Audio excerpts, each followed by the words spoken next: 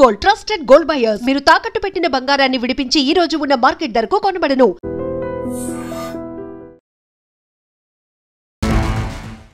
కూకట్పల్లిలో సంచలనం రేపినటువంటి కేస్ అంటే రేణు అగర్వాల్ను అత్యంత దారుణంగా హత్య చేశారు. ఇంట్లో పని వాళ్ళే హత్య చేశారు అనే వార్త మనం విన్నాం. 3 రోజులు అవుతోంది.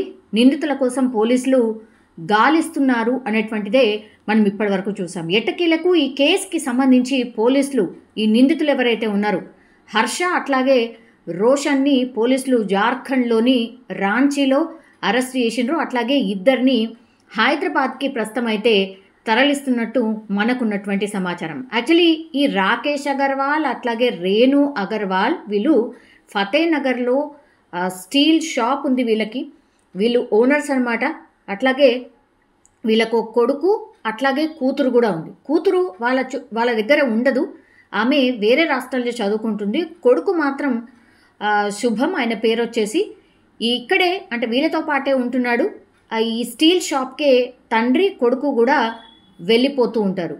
వీళ్ళది ఎగ్జాక్ట్లీ స్వాన్ లేక్, వీళ్ళ అపార్ట్మెంట్ వచ్చేసి Swan Lake apartment 13th floor.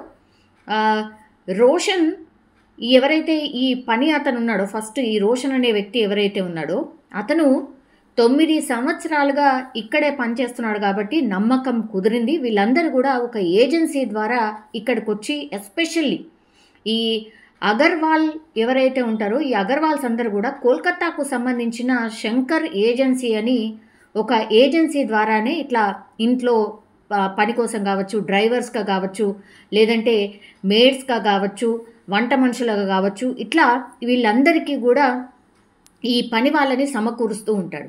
So agency ద్వారానే వీళ్ళిద్దరు కూడా రిక్రూట్ అయినరు. అంటే రోషన్ ఫస్ట్ ఇక్కడ 9 సంవత్సరాలు ఉన్నాడు కాబట్టి చాలా నమ్మకస్తుడు కాబట్టి అది కూడా ఇప్పుడు రేణు అగర్వాల్ అట్లాగే రాకేష్ అగర్వాల్ ఫ్యామిలీ ఎవరైతే ఉన్నారో వాళ్ళ రిలేటివ్స్ ఇంట్లోనే ఇప్పుడు ఈ రోషన్ అనే వ్యక్తి పనిచేస్తూ ఉంటాడు. ఈ రోషన్ ద్వారానే హర్ష అనే వ్యక్తిని కేవలం 11 రోజుల క్రితమే ఇక్కడికి పిలిపించుకున్న తర్వాత ఈ హత్యకు స్కెచ్ వేసినట్టుగా పూర్తిగా పోలీసులు అయితే ప్రాథమిక నిర్ధారణకైతే వచ్చింది. అసలు ఏం జరిగింది ఇంకోసారి నేను చెప్పే ప్రయత్నం చేయబోతాను. యాక్చువల్లీ బుధవారం రోజు అంటే సెప్టెంబర్ 10 మొన్న రాకేష్ అట్లాగే శుభం అంటే తండ్రి కొడుకు వీళ్ళు షాప్కి వెళ్ళిపోయినరు. రేణు అగర్వాల్ ఇంట్లో ఒంటరిగా ఉంటుంది. కొన్ని రోజుల క్రితం ఆమెకు ఆపరేషన్ అయినట్టుగా కూడా చెప్తున్నారు. సో ఇంట్లో పని కోసం ఒక పని వాళ్ళు అవసరం ఉండే, అందుకని ఈ ఏజెన్సీ ద్వారా పని అతన్ని కుదుర్చుకున్నారు. అట్లాగే దానికోసం ఈ రోషన్ ఎవరైతే 9 సంవత్సరాలుగా ఉంటున్నాడో అతను కూడా హెల్ప్ చేసి ఈ హర్ష అనే వ్యక్తిని ఎవరైతే ఉన్నాడో ఈ హర్ష అనే వ్యక్తిని పని కోసం కుదుర్చుకున్నారు. సో వీళ్ళు పని చేస్తున్నటువంటి క్రమంలోనే ఈ స్కెచ్ అంతా వేసినట్టు స్పష్టంగా అర్థమవుతోంది. అయితే ఆ రోజు సాయంత్రం 5 గంటలకు రాకేష్ ఫోన్ చేసినా కూడా రేణు ఎంతకీ లిఫ్ట్ చేయకపోవడంతో వెయిట్ చేసి 7 గంటలకు ఇంటికి వచ్చారు. అప్పుడు తలుపు బెల్ ఎంత కొట్టినా కూడా ఓపెన్ చేయలేదు రేణు. దీంతో వెనకాల వైపు నుంచి ప్లంబర్ని తీసుకొచ్చి బ్యాక్ డోర్ నుంచి డోర్ని ఓపెన్ చేసి లోపలికి ఎంటర్ అయిపోయేసరికి అసలు షాక్ అనమాట. వాళ్ళ భార్య ఏకంగా కాళ్ళు చేతులు కట్టేసున్నాయి, పూర్తిగా రక్తపు మడుగులో కింద పడిపోయినటువంటి పరిస్థితి ఉంది. శరీరంపై పూర్తిగా తీవ్ర గాయాలున్నాయి. రోదిస్తూనే ఈ షాకింగ్ ఇన్సిడెంట్ని పోలీసులకు సమాచారం అందించాడు.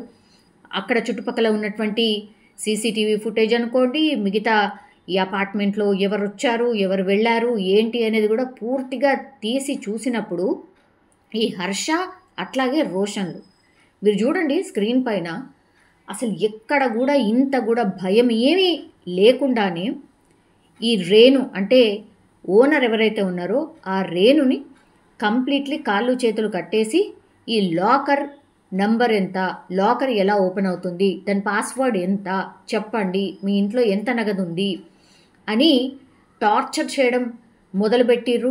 ఆ తర్వాత అరిస్తే చంపేస్తామని బెదిరించిండ్రు, కాళ్ళు చేతులు కట్టేసిండ్రు. ఇంట్లోనే కూరగాయలు కోసే చాకు అట్లాగే ఇంట్లో ఉన్నటువంటి కత్తెర, దెన్ వాళ్ళ ఇంట్లోనే కుక్కర్తోని ఆమె తల మీద కొట్టడం, అట్లాగే పొడవడం, ఇవంతా చేసిన తర్వాత ఆమె చెప్పడానికి ఎంతకీ నిరాకరించడంతో వాళ్ళే ఈ లాకర్ని అంతా ఓపెన్ చేసేసి లాకర్లో ఉన్న కొంత నగదు, అట్లాగే ఆమె రేణు ఒంటి మీద ఉన్నటువంటి బంగారం కావచ్చు, తర్వాత లాకర్లో దాచుకున్నటువంటి కొద్దిపాటి బంగారాన్ని పూర్తిగా వాళ్ళ ఇంట్లోనే, అంటే రోషన్ వాళ్ళ ఇంట్లో ఉన్నటువంటి బ్యాగ్లోనే సర్దుకొని, అట్లాగే ఆమెను చంపిన తర్వాత వాళ్ళ బట్టలన్నిటి మీద రక్తపు మరకలు ఉంటాయి కాబట్టి వాటన్నిటినీ తీసేసి వాళ్ళ ఇంట్లోనే స్నానం చేసి బట్టలు మార్చుకొని బ్యాగులు తీసుకొని దర్జాగా ఈ రేణు వాడేటటువంటి బండి ఏదైతే ఉంటుందో ఆ బండి మీదనే ఎస్కేప్ అయినటువంటి ఉదంతం. ఇది కంప్లీట్గా ఒక సెన్సేషన్ కేసు లాగా మారిపోయింది.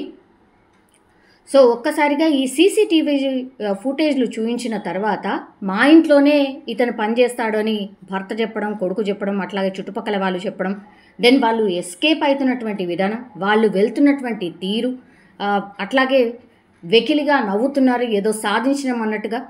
వీళ్ళంతా కూడా బతకడానికి వచ్చినటువంటి వాళ్ళు, ఇక్కడ ఉంటూ పని చేసుకొని అక్కడ ఉండే వాళ్ళకంటే జార్ఖండ్, ఇట్లా ఉత్తరాఖండ్, బీహార్ ఈ చోట్ల ఉన్నటువంటి వాళ్ళ ఫ్యామిలీకి పూర్తిగా నగదును పంపిస్తూ ఉంటారు.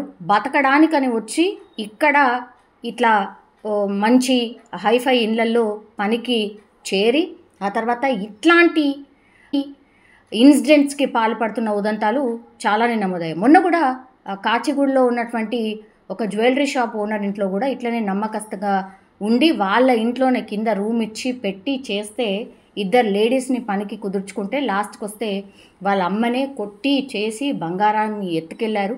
అది కూడా 1-2 కేజీలు బంగారం ఎత్తుకెళ్లారు అని ఒక 3-4 months వచ్చినటువంటి వార్త.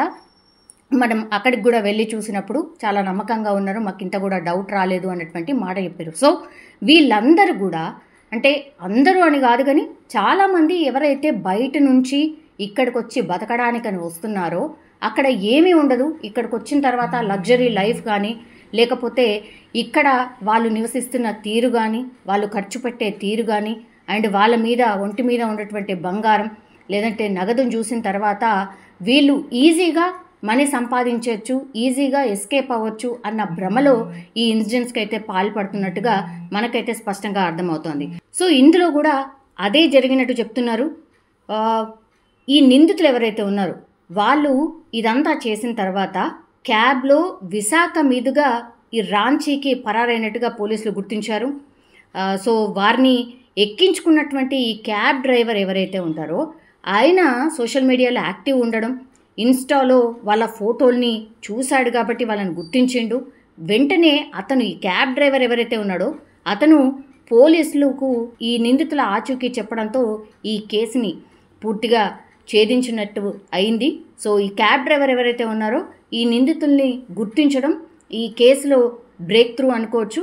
దీంతో నిందితుల్ని రాంచీలో అరెస్ట్ చేసి ఇప్పుడు ప్రస్తుతం హైదరాబాద్కి అయితే తరలిస్తున్నారు. ఒక్కటి ఇక్కడ మనం గుర్తుంచుకోవాల్సింది ఏంటి అని అంటే, ఖచ్చితంగా ఎవరినైనా బయట వాళ్ళను ఈ బీహార్, ఉత్తరప్రదేశ్, ఉత్తరాఖండ్ లేదంటే ఈ బతకడానికి వచ్చినటువంటి జార్ఖండ్ ఇట్లాంటి ప్లేసెస్ నుంచి ఎవరైతే వస్తారో అసలు వాళ్ళు అక్కడ ఏంటి, వాళ్ళు అక్కడ ఏం పనులు చేశారు, అసలు నేర చరిత్ర ఉందా లేదా, ఏజెన్సీ వాళ్ళు నిజంగా నమ్మకస్తుల్ని పంపిస్తున్నారా లేదా, తక్కువకు వస్తున్నారని ఇంట్లో అన్ని పనులు చేయించుకోవచ్చని ఆశపడితే మాత్రం వీళ్ళు పూర్తిగా ప్రాణాలే తీసి వెళ్ళిపోతున్నారు అని అంటే అర్థం చేసుకోవాల్సిందే. సో పోలీసులు కూడా అదే చెప్తున్నారు, మీరు ఎవరినైనా పనిలో కుదుర్చుకున్నప్పుడు ఇవన్నీ గమనించండి. తక్కువకు వస్తున్నారు కదా ఏముందిలే అని పెట్టుకుంటే మాత్రం ఇప్పుడు నేర పూరితంగా నేరాలకు పాల్పడుతూ ఈజీగా మనీ దోచేయచ్చు అన్న దాంట్లోని ఇట్లా హత్య చేయడానికి కూడా వెనకాడట్లేదు. అప్రమత్తంగా ఉండండి. అట్లాగే చాలామంది ఇప్పటికీ కూడా ఇట్లా చాలామంది ఈ జార్ఖండ్ ఇట్లాంటి ప్లేసెస్ నుంచి వచ్చి పనిలో పెట్టుకున్న వాళ్ళు ఇప్పటికీ చాలామంది ఉన్నారు. చాలా అంటే చాలామంది ఇక్కడ అట్లాంటి పనులు చేస్తున్న వాళ్ళే ఉన్నారు. ఇంట్లో కూడా పనులు కుదుర్చుకున్న వాళ్ళు ఉన్నారు. ఒకసారి క్రాస్ చెక్ చేసుకోండి. దాని తర్వాత వాళ్ళ బ్యాక్గ్రౌండ్ ఏంటో చూడండి. ఏజెన్సీస్ ఎవరైతే మీకు మనుషుల్ని పంపించారో వాళ్ళతోని మళ్ళీ మాట్లాడండి. క్రాస్ చెక్ చేసుకోండి.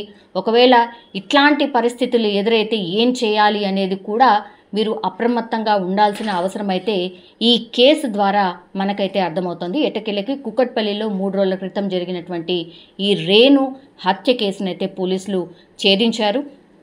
వాళ్ళని ఇక్కడికి తీసుకొచ్చిన తర్వాత సీన్ రీకన్స్ట్రక్షన్ చేసిన తర్వాత అసలు ఏం జరిగింది, ఏంటి, ఈ ఇన్సిడెంట్ ఎట్లా పాల్పడ్డారు, అసలు దేనికోసం చేశారు, ఈ విచారణ తర్వాత పోలీసులు మీడియా ముందు నిందితుల్ని ప్రవేశపెట్టే అవకాశం ఉంది.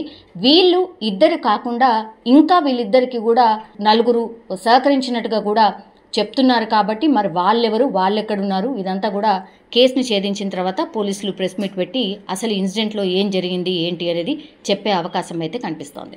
For more videos, subscribe to iDream. Please like, share and subscribe to the channel. Congratulations, iDream. Subscribe to iDream. Subscribe to iDream. So subscribe to iDream Media.